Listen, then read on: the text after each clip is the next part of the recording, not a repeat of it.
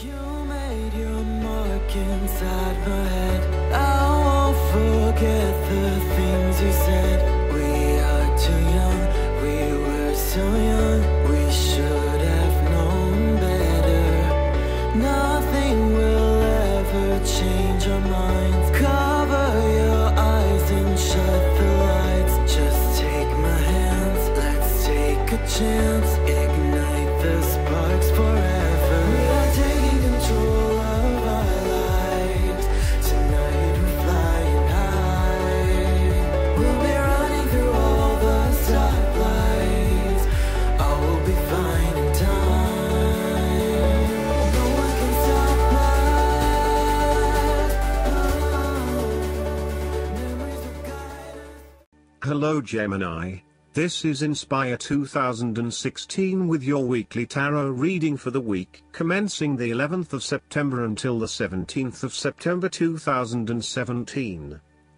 The first card for you is representing, how do you feel about yourself? Your card is the Eight of Wands. You are so sure about your goal that all distractions have been removed and you can devote yourself to the task with complete concentration, determination, and will. This experience can be very productive, allowing you to accomplish a lot in short time. With the Eight of Wands, you can look forward to the rapid completion of a project that is currently underway, but you can also expect to be occupied by something new and even more exciting and inspiring very soon. There really is no stopping you right now, as you are just bursting with energy and ideas, and cannot wait to achieve one task in order to start another. To maximize this energy, it is important to ensure that your activities are focused on your broader goals and that you are investing in the right things at the right time. Also, make sure that before you move to the next task, your previous task is complete. This card is a sign to strike while the iron is hot. It is most definitely an action-oriented card that encourages you to move quickly to pursue the best opportunities available right now. There is no waiting around while the Eight of Wands is present, so determine where your energy will be directed and get on with it. Often, the Eight of Wands suggests air travel. It is more likely to be a short-term or whirlwind trip, such as a business trip or holiday. You may even enjoy being part of a tour group that visits 10 countries in as many days. On the downside, the Eight of Wands denotes haste and rapid advancement of a situation, which may result in the wrong decisions being made. It will be important to have all your resources available to be used in your best interests. Be mindful not to rush into things without having a clear plan of where you are heading. The second card for you is representing, what do you want most right now? Your card is the Eight of Cups. What do you want most right now is to ask yourself what you can do to bring a deeper satisfaction and joy to your life beyond the obvious pursuit of material satisfaction and/or physical enjoyment. You are seeking deeper meaning to life and focusing in on your personal truth. You want to escape from the rat race and pursue deeper, more spiritual goals at this time. You are willing to let go of your material possessions in favor of something more meaningful. Thus, the Eight of Cups is often reflective of the start of a journey of discovery, particularly on a spiritual level. You are disappointed enough to walk away from everything you have built up so far. It could indicate a disappointment in love or dissatisfaction with material success. It could also indicate that you have overextended yourself to the point of emotional exhaustion. Even though you have already come so far, you feel that you can no longer go on and your only choice is to walk away from the situation. You feel disappointed with yourself, but you know that this is the right thing to do before you completely burn out. You may also be feeling that you are giving too much and not getting nearly enough in exchange. The third card for you is representing your fears. Your card is the Two of Pentacles. You are afraid that you cannot manage your activities and commitments. You may also be struggling to manage your finances and to stay on top of paying bills and keeping a bridge of other financial commitments. The stress is getting to you and you are becoming easily overwhelmed by your responsibilities. Therefore, this card encourages you to become more organized and more planned in your approach. You may need to bring a little more structure to your day-to-day affairs, through budgets, to-do lists, forward planning or diary and effective time management.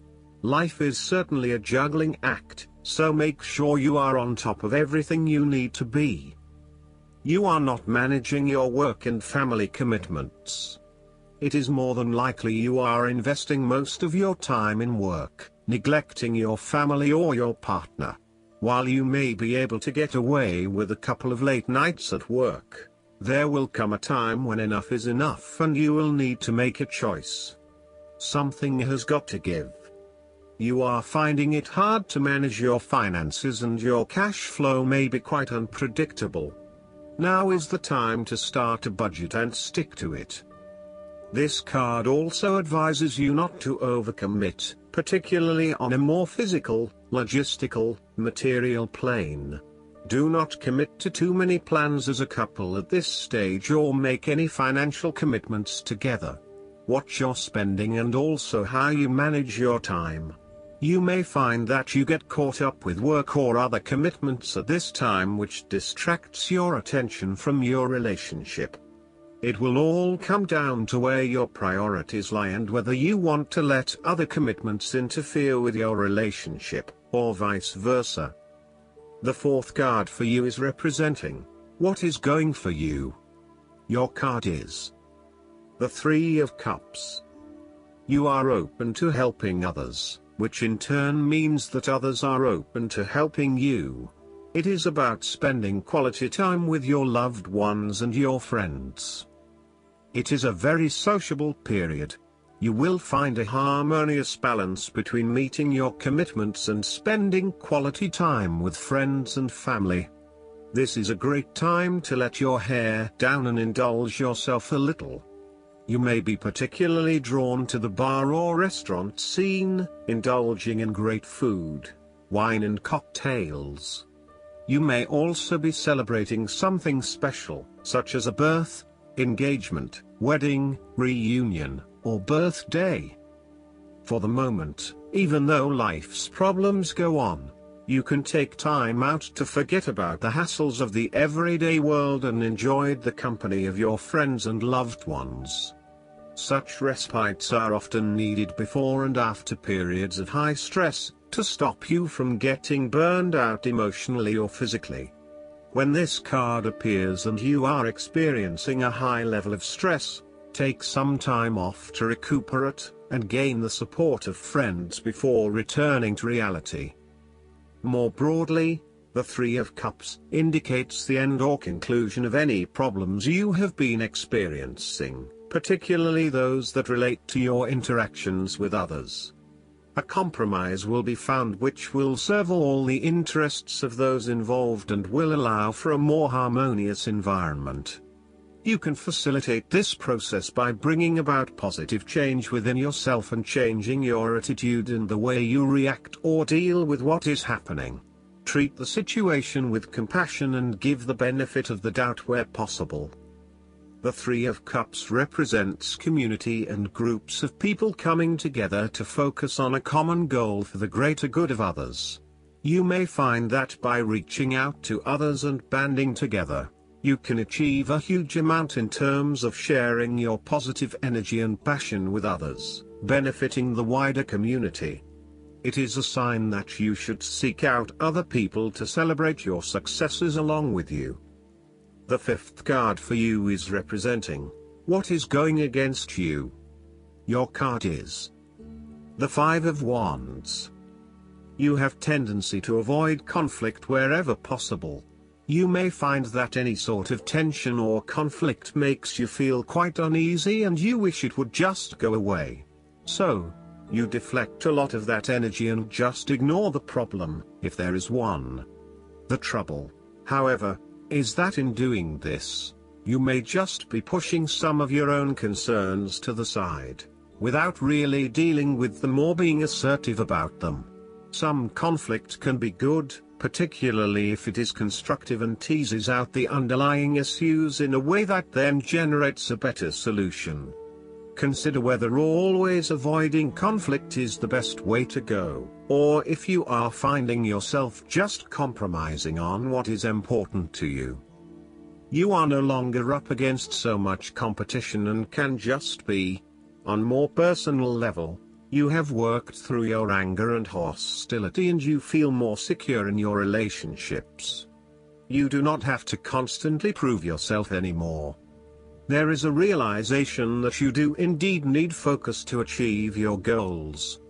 You have come through a period of scattered thought and random ideas only to find yourself in the same place you were when you started. You now acknowledge that if you are to progress your goals further, you must focus your attention on your key priorities and stay committed to your goal without considering even more possibilities or opportunities. The last card for you is representing the likely outcome that you may have. Your card is the King of Swords. There would be a male significant figure in your life, most likely from air signs, just like yourself, who has the courage and intellect to accomplish all that he desires. You need to adopt a very stern but fair role. You have clarity of mind and can perceive the truth right now, so you must take the lead with providing an objective point of view. You are well positioned to judge your situation appropriately and identify the limiting behaviors that are getting in the way. This is a time when you need to leave emotions out of it, and remain as objective and rational as possible. You may need to reason with others and be quite direct about what you are observing. You may be concerned that you are not being particularly caring or sympathetic, but at this point in time, this detachment is what is needed most. Similarly, the King of Swords encourages you to use your logic and intellect to navigate your path ahead. You will need to get to the heart of the matter, make firm and well-researched decisions, and ensure that you are firm but fair in your dealings with others. You need to be able to take any situation, look at it with total impartiality, and then come to a decision that is both fair and insightful. Oftentimes, the King of Swords represents a professional advisor, such as a solicitor or attorney, financial advisor or taxation consultant. This advisor has a solid reputation and a vast amount of knowledge in his particular field, and will provide you with objective, well-researched advice about your own situation. He is completely impartial, and will draw upon his experience and his innate knowledge of the rules, systems and structures that are in place. He may come across as detached or disinterested in your personal circumstances, unless it relates specifically to the type of advice he is giving you. This is so that he can provide only the most relevant and objective advice to you. He prides himself in his expertise and qualifications, and is likely to charge a high fee for his services. Nonetheless, he offers the rigor and specialist knowledge that you need right now. This king is also a man of the highest ethical standards. It is impossible to corrupt him, and as such he acts as a pillar of strength who gives sound advice to everyone, no matter who they are.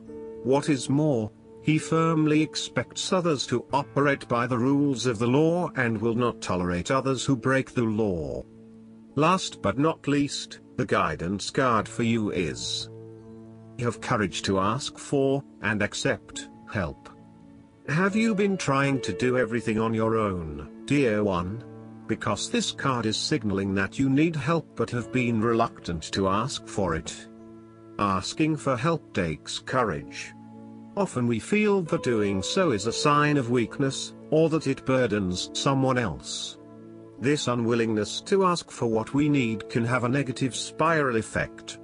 The longer we go without asking for help, the longer we go without receiving any.